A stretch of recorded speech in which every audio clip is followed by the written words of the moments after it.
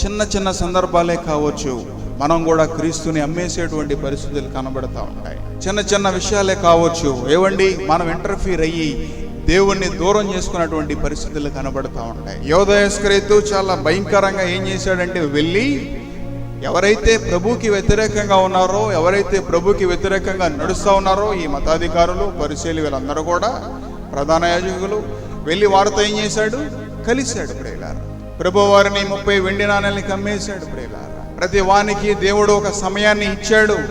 ఆ సమయాన్ని బహుశా నువ్వు కూడా క్రీస్తుకి ఇవ్వకుండా, నీ హృదయంలో దేవునికి స్థానం ఇవ్వకుండా, దేవుడు నీ కోసం ఈ లోకానికి వచ్చి తన ప్రాణాన్ని ఏవండి సిలువలో ఆయన బలైపోయి తన రక్తాన్ని చిందించి, ప్రియులారా, ఆయన శరీరం మీద ఎన్ని గాయాలు, ఆయన ఆ వేదన అంతటినీ కూడా మర్చిపోయి ఈ రోజుకి కూడా బహుశా నువ్వు ప్రభువుని ఇంకా సిలువ మీదే ఉంచేవారు చాలా మంది ఉంటారు. ప్రియులారా,